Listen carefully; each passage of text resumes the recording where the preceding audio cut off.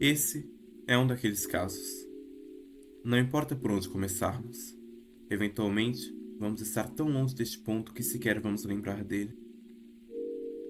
Quando eu tinha entre 8 ou 11 anos, peguei um pequeno caderno encapado de plástico verde que sobrava. Eu gostava bastante de desenhar. Normalmente seria o que eu faria nele, mas por fim teve um propósito diferente.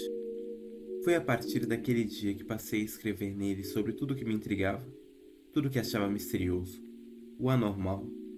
Eram creepypastas, lendas urbanas, histórias de vó, teorias da conspiração, o paranormal. Todas essas coisas sempre me chamaram a atenção. Frequentemente eu comprava revistas de sociedades secretas, passava dias vendo vídeos de mensagens subliminares em desenhos, lia creepypastas das mais diversas, etc. E por fim, é tudo isso que nos traz para os dias de hoje, para esse projeto. Existem muitos vídeos de iceberg no YouTube, de qualquer tamanho, qualquer forma, sobre qualquer coisa. É um formato que veio para ficar. E foi nele então que decidi continuar, como um sucessor espiritual, aquele caderno.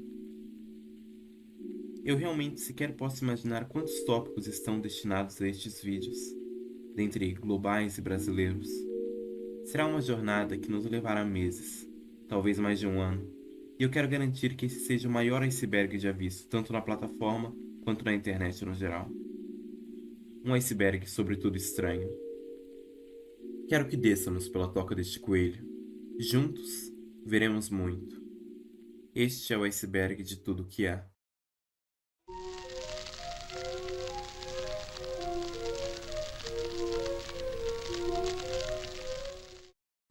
Pela névoa espessa, o navio se locomovia em baixa velocidade. O frio, o mar, eram desoladores. Havia uma pequena parcela da tripulação no convés, com grossos casacos que pouco ajudavam. Observavam o horizonte, rezando para que aquela neblina se fosse, até verem algo se projetar nela.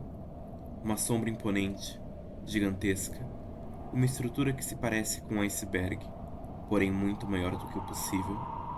Cerrando os olhos, observando atentamente, pareciam dela sair ramificações construídas por algum povo.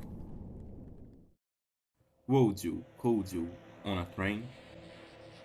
2016, 27 de setembro. É emitido um alerta de emergência em um canal de televisão de Nova York chamado WKTV.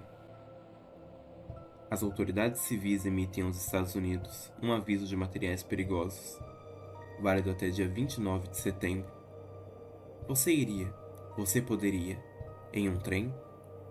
Aguarde para mais informações. Desde sua divulgação, o aviso gerou dúvida e confusão, mas a própria emissora logo se pronunciou. Era um erro e nada mais. Mas como? Como aquela frase tão desconexa havia sido inserida ali? O texto faz parte de uma rima de um livro de Dr. Seuss, criador do Lorax e Grinch. Não obstante, saber disso não torna-a menos bizarra quando a parte exibida é isolada. O verdadeiro motivo para tal caso ser tão notável viria 2 dias depois. Dia 29, o dia em que o aviso perderia sua validade. Um trem, indo para Hoboken, Nova Jersey, viaja até seu destino normalmente, levando cerca de 150 pessoas em velocidade total. Próximo ao fim da linha, as coisas começam a dar errado. Sua velocidade continua a aumentar, sem desacelerar sequer um pouco. Algo havia dado errado. O trem destrói o bloco que deveria marcar o fim e simplesmente continua. Os passageiros submetidos a voltas de novo e de novo e de novo, sem terem ideia do que aconteceria com eles. Não havia nenhum sinal que em qualquer momento aquele trem iria finalmente parar, até que em uma das voltas escapou dos trilhos, atravessando a parede da estação. Uma pessoa morreu, 114 ficaram feridas. Não há nenhum indício de que tenha sido planejado. Não há nenhuma ideia de como aquele anúncio ocorreu, muito menos do porquê justamente a frase você poderia, em um trem? Umibozu. Umibozu é uma criatura dos mares do folclore japonês. Sua característica principal é ser uma criatura gigantesca de cerca de 30 metros, que emerge do mar para confrontar embarcações. Costuma aparecer somente dos ombros para cima, com formato humanoide, pele negra, um par de olhos gigantescos e cabeça reluzente, ou seja, careca. A lenda diz que é em noites calmas, sem ondas ou qualquer coisa, que o yokai se manifesta, o mar se tornando furioso e dele emergindo o ser. A criatura então, em um somente golpe, quebra a embarcação, ou, em outro possível cenário, pede por um barril. Se o barril for cedido, ele vai enchê-lo de água e derrubar a embarcação com este. Existe um truque, porém. Se o marinheiro entregar um barril com o fundo quebrado, ele vai tentar enchê-lo, fracassar e acabar ficando confuso, o que dará uma chance para a embarcação de escapar. Alguns dizem que são as almas de monges jogados ao mar, incapazes de alcançarem o descanso de suas almas. Há um conto onde um guerreiro teria enfrentado um Imbozu sozinho e conseguido o derrotar, conseguindo assim livrar o litoral japonês. Isso dá origem a essa arte, que é minha favorita da criatura. Big Pharma. Infelizmente, a Big Pharma é algo bastante real. Por si só, já é algo controverso. É fruto da ganância do homem e que gera males ao mundo. E por outro lado, é só um choque explícito de como tudo funciona. Big Pharma é o termo para todas as grandes companhias farmacêuticas, como Johnson & Johnson, Pfizer, etc.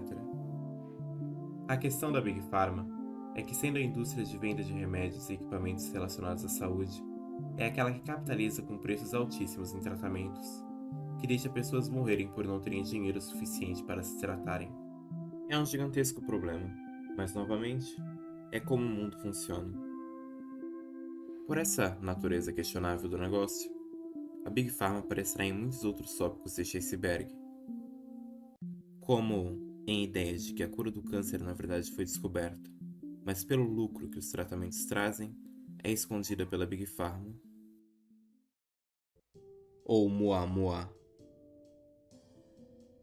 Ou Muamua, do havaiano, significa um mensageiro de longe, que chegou primeiro. Atravessou o sistema solar em 2017, uma espécie de asteroide, mas incomum em sua natureza. É como um estranho monolito, com 400 metros de comprimento e 40 metros de largura. Acontece que o Oumuamua nunca antes esteve ligado ao sistema solar e foi o primeiro objeto interestelar a ser descoberto. Na época, um dos primeiros pensamentos que ocorreu à mente de pesquisadores da Universidade de Harvard é que na verdade o objeto fosse uma criação artificial alienígena, de caráter investigativo, que desejava descobrir mais sobre a Terra. E eu sei que isso soa bizarro, ao ponto onde até mesmo a minha crença é colocada em suspensão para continuar falando sobre. Mas até hoje, muito se argumenta dentro da comunidade científica sobre o que ele seria, mas a grande parte das teorias são desmentidas, fazendo com que continue sendo um grande enigma espacial. O fenômeno dos pés cortados.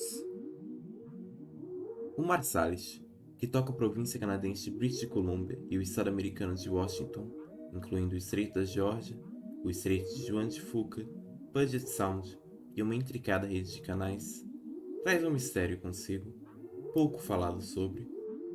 Desde 2007, mais de 20 pés humanos foram trazidos por ele até sua costa, sem corpo, sem nada, somente os pés. Normalmente, vem boiando dentro de sapatos. No processo de decomposição, é comum que os pés sejam soltos dos tornozelos, mas pares como mãos, pés e cabeça não costumam boiar na água. Não é necessário apontar que encontrar os pés sem nenhuma outra parte do corpo é, na verdade, algo extremamente raro em geral, mas isso acontece com relativa frequência neste lugar. O que é ainda mais extraordinário é que o mar já trouxe o par de pés de uma mesma pessoa, sem mais nada.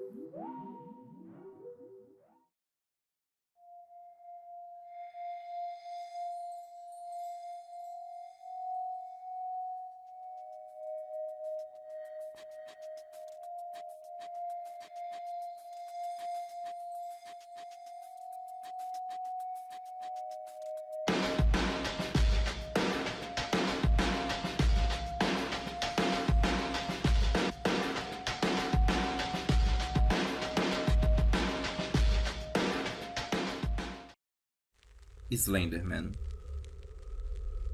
E aqui está um tópico que todo mundo conhece, e particularmente é muito querido a mim. Irei adicionar umas informações mais obscuras sobre, coisas que você provavelmente nunca ouviu mesmo. A ideia de Slenderman surgiu em um fórum chamado Something Awful, em um concurso de Photoshop, onde Victor Surge postou fotos de uma criatura próxima de crianças. Um ser esguio, alto, de terno negro, tentáculos e face branca. A história de Slenderman como ser da mitologia moderna é extensa, mas seus primeiros passos foram na série do YouTube Marble Hornets. A influência da criatura chegou a causar crimes e acontecimentos reais. Slenderman, hoje em dia, é real, um fenômeno de histeria coletiva. Isso se dá porque, com tantos supostos avistamentos, jurados com toda a convicção do mundo, não haveria como ser diferente. Quero te mostrar um exemplo. Um caso interessante é o de Slenderman com a cidade de Cannock Chase, uma cidade com extensa floresta nos Estados Unidos. Naquele período, até mesmo a polícia local ficou em alerta. O número de avistamentos e supostas perseguições da criatura foram muitas. Ainda que a polícia não acreditasse em algum ente sobrenatural, o pânico instaurado levou-os a realmente crer que havia algo errado. O drama somente se escalou com o passar das noites. Com a cidade inteira fundada nessa histeria, alguns juravam que suas casas estavam sofrendo tentativas de invasão pelo ser. Surgiu nas pessoas a paranoia de que estavam sendo observadas. Esse pânico inclui um caso onde uma pessoa abandonou sua casa e se mudou graças a isso, pois o Slenderman havia invadido meu lar. A cidade atraiu a atenção de muitos entusiastas da investigação paranormal, que teriam conseguido a primeira imagem real do Slenderman, o que é um fato curioso, um take bastante diferente na ideia da criatura. Cosplayer de Kankuro. Existe uma lenda urbana sobre um cosplayer de Kankuro que esteve presente na edição de 2005 de um evento chamado Anime Friends, que ocorre em São Paulo. Kankuro é um personagem de Naruto, que em batalha utiliza de uma técnica onde pode controlar marionetes, por isso o boneco em suas costas. Um dia antes do evento, a mochila em formato de marionetes de um cosplayer havia rasgado. O rapaz era estudante de medicina e, em universidades, costumam ter corpos mortos de indigentes. Juntando A mais B, teve a brilhante ideia de pegar um desses corpos e enfaixá-lo como uma marionete, esperando que ninguém percebesse. A lenda diz que circulou o evento normalmente, até o momento de sua apresentação, onde o cheiro estava tão forte que foi inevitavelmente descoberto. Com a chegada da polícia, o evento teria sido então cancelado, e a produção por trás dele faria grande esforço para ocultar tudo isso. Existe até mesmo um artigo de revista da época falando sobre, mas é só isso, e muito provavelmente não se passa de um boato. Geometria sagrada. A questão da geometria sagrada é de que alguns padrões e formas podem esconder significados sagrados ou ocultos. Algumas formas sendo relacionadas com deuses ou entidades, ou até mesmo a fenômenos. O que acabou se popularizando desse tipo de coisa, graças a filmes e afins, foi a ideia de pentagramas, algo que pode ser rapidamente associado com isso. Mas a verdade é que diversas religiões adotam a geometria sagrada para a construção de igrejas, templos, monumentos e dentre outros. Exemplos são budismo, hinduísmo, cristianismo, islamismo e etc. A linha do pensamento pode vir da ideia de que Deus usa geometria constantemente, pensamento construído através do fato de que diversas coisas da natureza possuem uma geometria perfeita. Também pode vir dos pensamentos de Platão, que considerava o conhecimento geométrico imutável e transcendente, a chave para entender as formas perfeitas que existem no mundo das ideias, que são a verdadeira realidade, e que as coisas que vemos no mundo físico são apenas sombras imperfeitas dessas formas perfeitas. A geometria sagrada encontra também lugar em teorias da conspiração, sugerindo tentativas do governo de criar esses símbolos poderosos em grandes tamanhos, como no design das ruas de Washington. Ataques de Antrax. Uma semana depois dos ataques de 11 de setembro, foram recebidas 5 cartas, pela ABC News, CBS News, NBC News, New York Post e ao National Enquirer. O conteúdo delas não era nem mais nem menos que ameaças a mais ataques terroristas da Al-Qaeda, com a data do ataque anterior e promessas de outro ainda maior. Não lerei em voz alta o conteúdo delas, pois o YouTube certamente censuraria esse vídeo, mas enquanto falo sobre, estão na tela. A primeira pessoa a ler uma delas foi o fotógrafo e jornalista Robert Stevens, de 63 anos. Pouco tempo depois, veio a falecer de falência dos pulmões e parada cardíaca. O acontecimento pareceu até mesmo sobrenatural ou uma extrema coincidência, mas não foi isso. E para entendermos sobre, precisaremos fazer uma breve digressão, falar do que é antrás. Antrás é uma doença relativamente rara, causada pela bactéria Bacillus anthracis. Geralmente, atinge animais de forma fatal. Nos humanos, pode ser transmitida pelo contato, inalação ou ingestão. Robert Stevens foi contaminado por antrás. Quando essa bactéria é exposta a condições específicas, forma esporos. Esses podem ser transformados em um fino pó branco e dessa forma são ideais como arma. O suposto ataque terrorista já estava acontecendo no momento em que aquelas cartas foram enviadas. Todas possuíam antrás. Era, na verdade, um ataque bioterrorista. Mais envelopes circularam, enviados agora para senadores americanos. Somente em 2008 o responsável foi preso, Bruce Edward Evans, considerado o único culpado por trás do Ameritrash. O Dr. Evans havia dedicado toda a sua carreira ao programa de criação da vacina do antrax. Quando viu que seu programa estava sendo deixado de lado, fez o que fez. O que por ora havia funcionado, o interesse do governo na pesquisa havia voltado. Neste ato, 5 foram mortos, 17 intoxicados.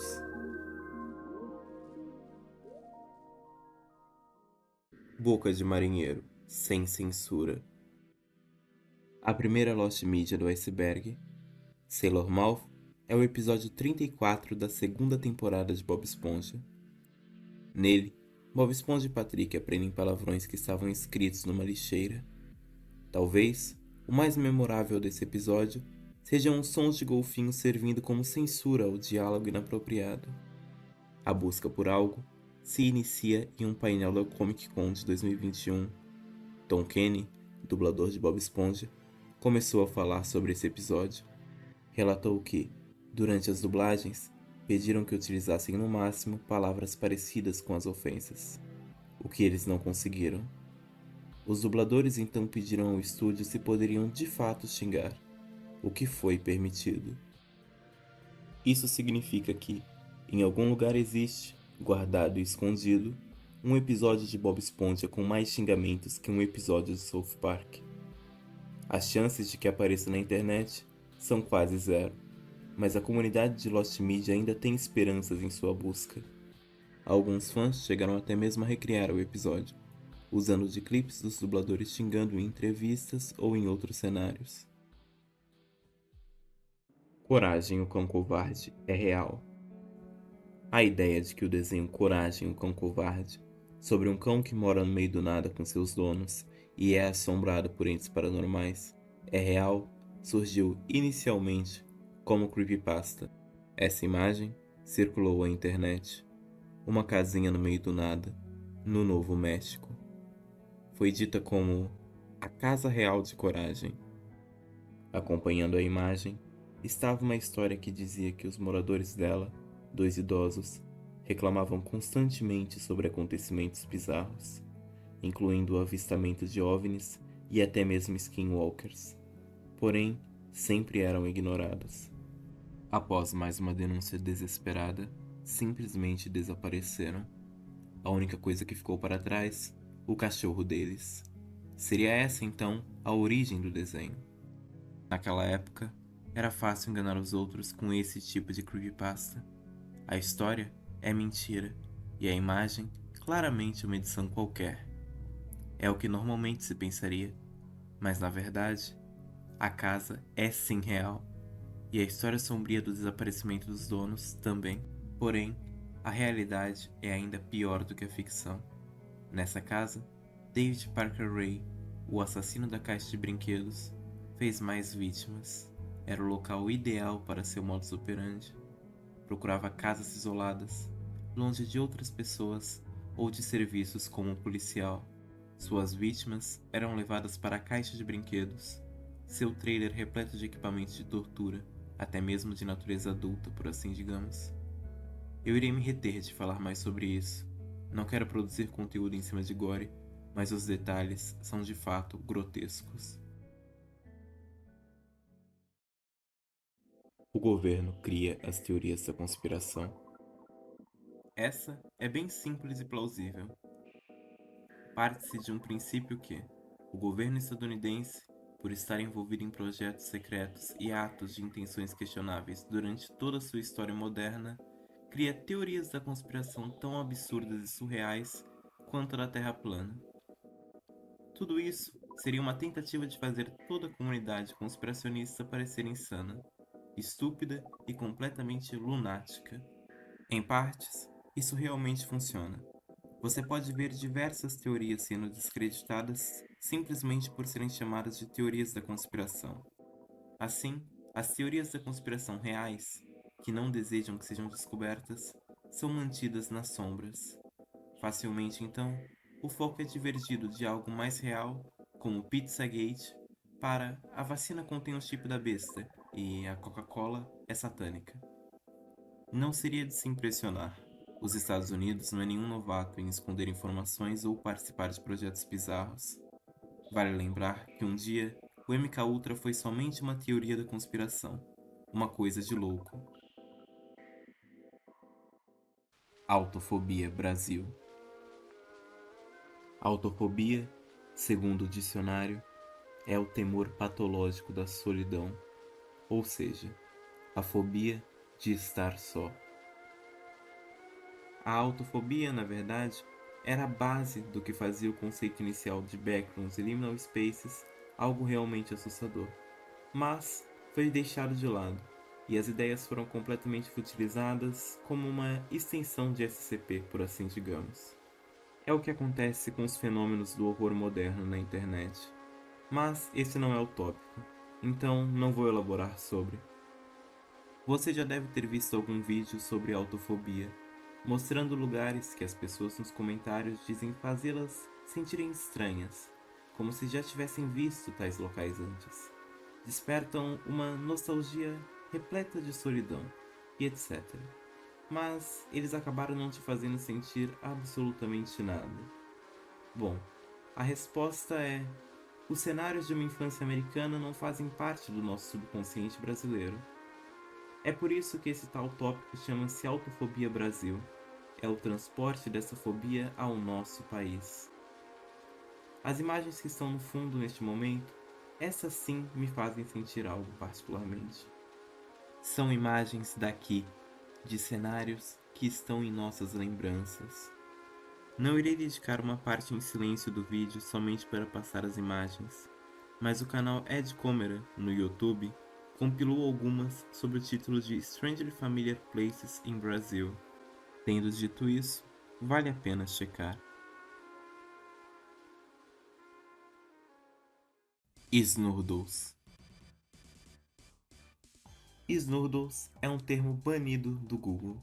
São uma teoria da conspiração que acredita que tenha existido outra espécie de humanoide no mundo além do ser humano, mesmo que muito parecidos. Aqueles que acreditam nisso dizem que esses homens surgiram na Europa, e a única diferença deles para os humanos normais é que tinham um estágio de vida muito além da terceira idade, um outro período fisiológico onde acontecia algo... bom. Seus corpos definhavam-se em criaturas pequenas como bebês, extremamente peludas, desfigurando suas partes num amontoado totalmente exótico que acabava por se assemelhar a pequenas criaturinhas como Furbies. As pessoas não sabem que os Snurdos existem, então, porque nessa última fase de vida eles se escondem. Agora que são frágeis para os ataques de outros povos, eles têm que viver assim, Escondidos, ganham o direito de pensar e espalharem suas doutrinas para as cidades que habitavam, como um parlamento, ajudando assim seus descendentes que acham que, ao invés de terem ido para este lugar, simplesmente morreram misteriosamente, já que nem os familiares saberiam que eram Snurdles. A parte final disso tudo é que, analisando bem, os conspiracionistas concluíram que os Snurdles eram o povo da Grécia Antiga. Todos os grandes pensadores, como Aristóteles, Platão, Parmenídes, Sócrates, todos seriam Snurdles. Teriam tanto tempo assim para refletir, pois estavam isolados de suas polis. As belas esculturas antigas? Tão belas assim, pois feitas por Snurdles admirando seus antigos corpos em memória, com extrema nostalgia por como se pareciam. Dizem que um trecho removido do livro O Príncipe, de Nicolau Maquiavel, dizia: deve observar seus Snurdles para que assim saiba se reger seu próprio reino. Eles são os melhores. Essas informações todas provêm do enigmático Fernando Lácio, que diz trazer verdades ao mundo. Enfim, eu não preciso elaborar muito para vocês, né? The Museum of Anything Goes. Um jogo de 1995. Uma galeria de artes interativas e surreais. O jogo é um point and click, o tipo que você clica em algo, vai até tal coisa, interage e só. Seus eventos não seguem lógica alguma, em cada canto há uma abstração. A premissa é simplesmente explorar, ver o que o lugar tem a oferecer, talvez te colocar para pensar. Não há guardas, não há regras, não há limites. É o que há na sinopse. O jogo recebeu uma maior atenção quando houve uma live do Vinesauce jogando ele. E não uma atenção comum, na verdade. Uma atenção que revelou o que fez esse jogo entrar aqui. A live mudou de tom quando encontrou uma pintura de um corredor no céu. Clique neste botão para cair do céu. Um homem despenca. Veja o que você fez. Agora deve ir ao funeral. A cova é cavada, o caixão colocado. Surge uma nova tela com ele em foco. Independente do que fizer, não clique neste caixão. Você se arrependerá. Mesmo que isso soe completamente como o roteiro de uma creepypasta, é bastante real. E posso te afirmar isso. Você obviamente clica e... um corpo, sendo manuseado, com um choro intenso de um bebê. Um corpo supostamente real. Apesar disso tudo, o jogo não deve ser lembrado somente por esse fato. É uma relíquia de outros tempos, algo que dificilmente existiria hoje da mesma forma que é. É uma boa experiência.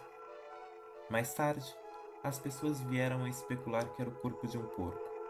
Mas imagine um momento, ao vivo, eu arriscaria dizer que é uma ilustre e memorável peça desse museu.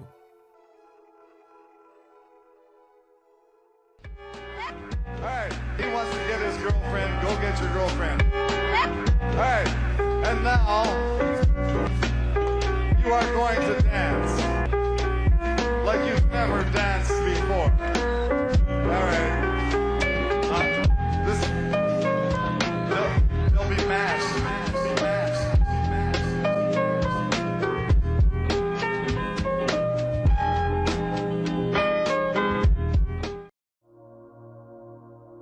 Por esse vídeo é só. E eu agradeço aqueles que assistiram até aqui. O roteiro do próximo já está quase completo. E tenho minhas ideias de como melhorar alguns aspectos comparado com esse. Aproveitar melhor o tempo que o vídeo pode se estender. Ou seja, é esperado que o próximo seja maior, melhor e com mais conteúdo. Ah, eu também criei um Apoia-se com esse vídeo. O link vai estar na descrição. Agradeço muito qualquer forma de ajuda. Deem uma olhada lá, por favor. Espero que tenham gostado do formato e, principalmente, que algumas das coisas ditas ou vistas aqui permaneçam na sua mente. Uma boa noite e até a próxima. Que a nossa jornada continue.